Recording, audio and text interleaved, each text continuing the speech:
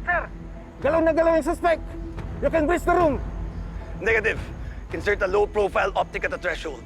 I need live visuals. Hostage condition, suspect's movement, weapons. Lahat, sabihin mo sa akin. Huwag kayong papasok na hindi ko sinasabi. Colonel, bakit kayo pumayag? It's too risky, Manuel. Baka armado si Hazel. Baka patayin niya si Felma pag pumasok kami.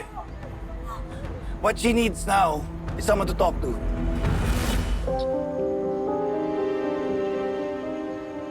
And that's where I come in. Sir, reporting for duty.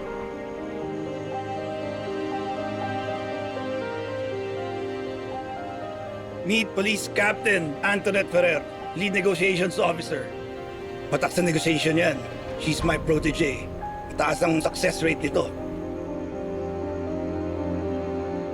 Sir, please brief me on the suspect's profile, relationship, triggers. Hostage taker, ex-wife ni Manuel, si Hazel. Ang hostage, ang asawa niya, si Felma.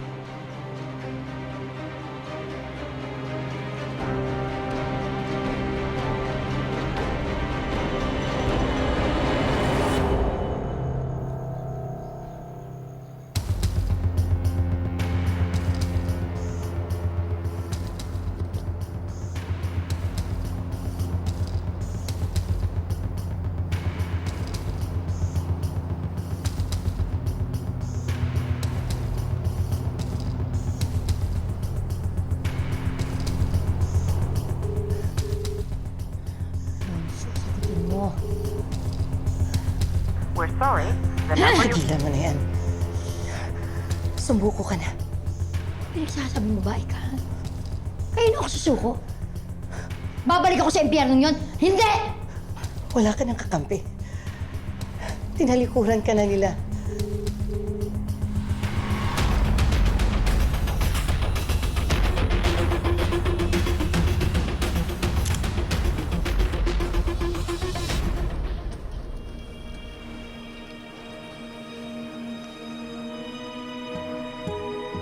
Sa mga kwento niyo at sa records ni Hazel, ang palinaw ang pattern. Impulsive violence, fear-based aggression. Mabilis siya mag-escalate kapag naiipit. Do we have eyes? Still waiting for advice. Alpha, nasa na yung drone visuals ko? Men, we lost internal visuals.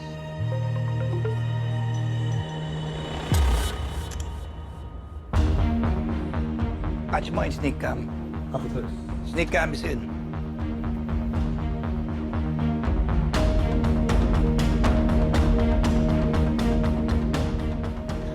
Ba't di sinasagot ng buwisit na ito ang ginagawa nito?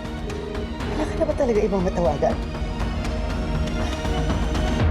Kilala ko po yung dalawang tao ni Hazel, si Anton at Nando. Nasaan sina Anton at si Nando?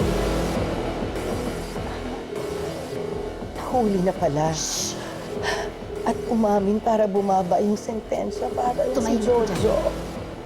Si Alice, iniwan ka na rin ba? Tumahimik ka! Tumahimik ka! Iniwan ka na rin ba? Napapwisit na ako sa'yo! Ang iniingay mo kanina ka pa! Ha? Ang ingay mo!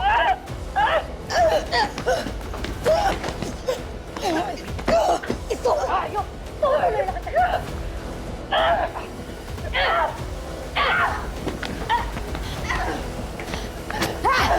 Kung nyo kaisip, papatayin kita!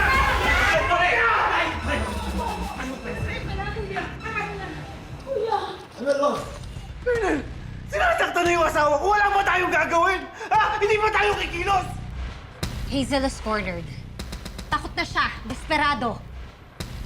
If she's armed, one wrong move and that can trigger her to kill your wife. Please, let me handle this. Manuel, makinig ka kay Antoinette. Alam niya ang ginagawa niya. This is now a police operation. We'll take it from here.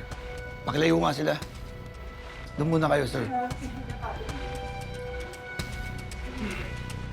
Alam mo, gusto mo masidhing laban, ha? Lumalaban ka talaga. Hindi ka uubra sa akin! Nakita mo yung ginawa ko sa'yo, ha? Tinuruan ako ng mga kakosa kong lumaban doon. Kaya wala kang binatbat sa akin!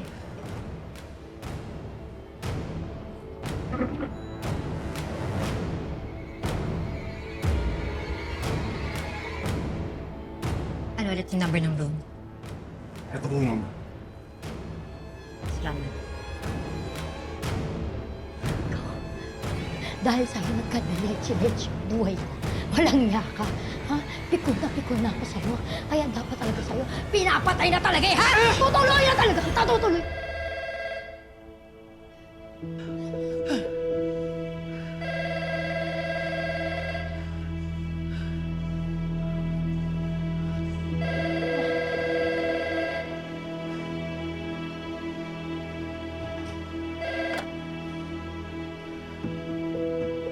Hello? Sino to? Hazel? Ako si Police Captain Antoinette Ferrer. Sabihin mo sa akin, ano kailangan mo? Wala akong kailangan. Eto na, hawak ko na yung kailangan ko. Nandito na yung kailangan ko. Anong balak mong gawin kay Felma? Bakit sino ka ba? Ha? Wala kang pakialam. Meron. Dahil nag-aalala sa kanya yung pamilya niya at mga kaibigan niya. Bakit? Sa akin may nag-aalala naman ba? Ako, your life matters, Hazel. At kaya ako nag-aalala sa'yo kasi baka kung anong mangyari sa'yo dyan sa ginagawa mo. O, anong gagawin niyo? Papatayin niyo ko? Eh di subukan niyo. Dahil bago niyo pa magawa yun, sisiguraduhin ko. Papatayin ko na tong babaeng to. Hindi niyo na to abutan ng buhay, naiintindihan mo? Mamamatay muna tong babaeng to. Pag pinatay mo ba si Felma, gagaan ba yung loob mo? Mawawala yung sakit? Kasi habang buhay na magluluksa si Manuel, ay mabuti nga yun. Hindi siya maglulok sa Hazel. Dahil may mga anak sila ni Felma. May karamay siya. May magmamahal sa kanya hanggang sa pagtanda niya. Naiintindihan kita. Mahal ka. Nasaktan. Nasira yung mundo mo. Pero hindi ibig sabihin doon na tapos na ang lahat. Pwede mo pang baguhin yung buhay mo. Ano to? Mga hayop kayo? Minomonitor niyo ako? Ha?